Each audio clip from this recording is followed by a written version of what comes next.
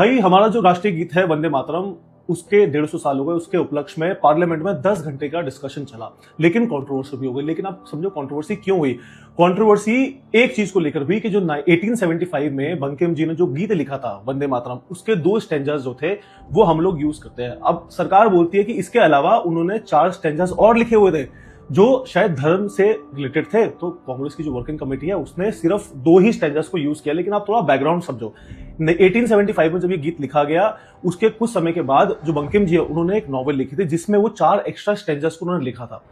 और रविंद्रनाथ टैगोर जी जो गुरु जी है उन्होंने इस गीत को गाया। लेकिन इसका असली महत्व तब हुआ जब बंगाल का विभाजन को लेकर पूरा आंदोलन चला 1905 में, 1905 में। गोरे चाहते थे कि भाई आपस में लड़ाई करें और ये उधर ही मर जाए।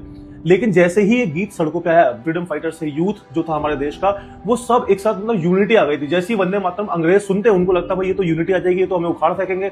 समय आगे बढ़ा 1937 में जो कांग्रेस की वर्किंग कमेटी थी उसने बोला कि भाई जो 2 स्टैंजास हैं हम उन्हीं को यूज करेंगे, क्योंकि जो अगले 4 स्टैंजास जो थे वो कहीं ना कहीं धर्म से रिलेटेड है। और हम लोग देश के अंदर हम चाहते हैं कि तनाव ना हो आपस में, क्योंकि लड़ाई चल रही थी देश की आजादी के लिए।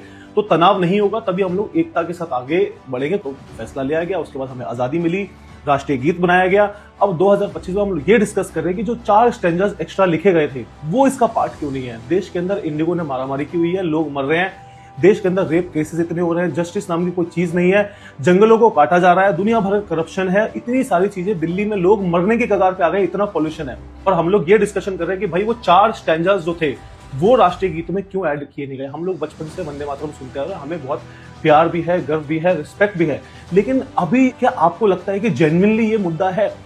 एक एक सेकंड का लाखों रुपए पार्लियामेंट में खर्च हो जाते हैं और हम लोग जहां बात करनी चाहिए मुद्दों की, हम लोग बात करें यार गीत में 4 स्टैंजास ऐड होने चाहिए थे। लोगों को नौकरी ना दो ना यार, पॉल्यूशन हटाओ ना, रेप केसेस जो है उनको बंद करो, जस्टिस खत्म करो। इंडिगो का इतना बड़ा हो गया उसमें आप कुछ नहीं बोल रहे।